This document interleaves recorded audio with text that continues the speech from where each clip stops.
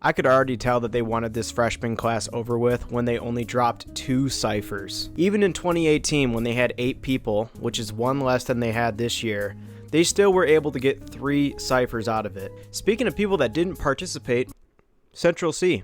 Some guy in the comments commented last time on my last XXL video saying that I called him irrelevant, which I never did.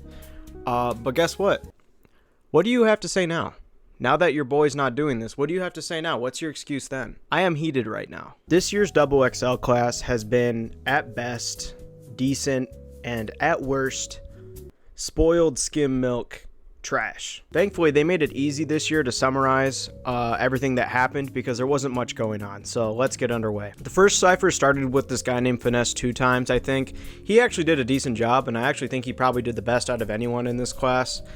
And I was really disappointed that that had to be the case because frankly he was just okay and he was fine, he did his job, but I was expecting the momentum to build for the rest of the cipher, and that unfortunately was not the case. Following that, we had a guy who had bars, which completely ruined the entire cipher for me for him. The next guy pulled up like it was Sunday school and started singing. YK Osiris tried to sing as well. I don't know why this guy thought that it would work out better for him. And then finally we had this lady who was offbeat by about 4 to 5 business days. It's funny because not too long ago we had Blueface on the cipher, who is the god of being offbeat, and somehow he was more on beat than this lady was. Long story short, the first cipher was a disaster. Thankfully, it was not that long, and it was not that much investment of time.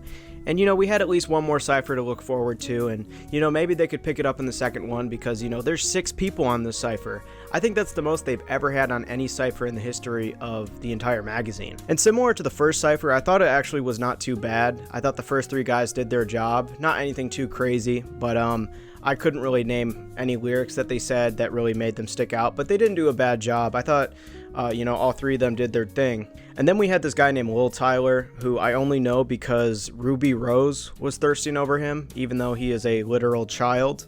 I don't know why no one even talks about that really. And he definitely did worse than the first 3 guys. I thought his flow was really, really awkward. It felt like he was trying to like find his flow and he just never did, and then he just walks off and ends it really prematurely pretty much. But Luh Tyler's a little kid, so I'm not really going to penalize him for not doing amazing, so it's whatever. Then we had this artist named TiaCorine, I think is her name. I probably am saying that wrong. And she actually did okay to start off her cipher, but she kind of trailed off at the end, but it wasn't too bad. I thought she did okay. And for the most part, the second cipher was better than the first one.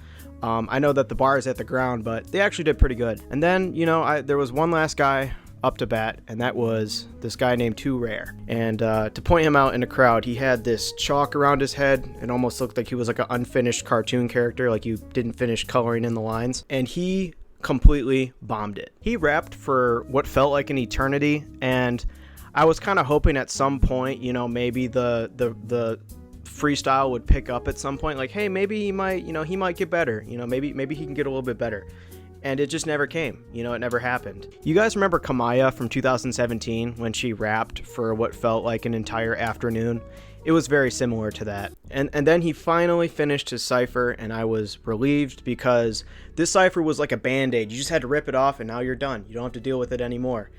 And then for the cherry on top of this Sunday, we had the most awkward dance since the legendary GloRilla twerk. And in all honesty, he kind of was hitting some moves, okay? And oddly enough, his dancing was actually better than his actual cipher, which isn't saying much, but I thought that was pretty funny. But just like GloRilla, you're not going to be able to dance yourself out of a bad cipher performance. And with Too Rare ending the ciphers, it really left a bad taste in my mouth, and it made me realize that overall, this is probably the worst year in XXL history. I'm being dead serious. I think the only runner-up for just as bad was last year, because every other year I can point to someone who was good or had a memorable freestyle every single year. And this year, I just cannot name a single person who stood out in a good way. This year's cipher was like a roller coaster, but like the roller coaster from SpongeBob where there's that one little hill. Like there just was not much going on this year. And that's really all I can really say without having me watch the ciphers again, and I really don't want to put myself through that, so I'm going to be calling it quits now. With that being said, I thought this XXL class was one of the classes of all time. But there is a more important matter that we have to deal with. We need Flight on 2024. Make it happen.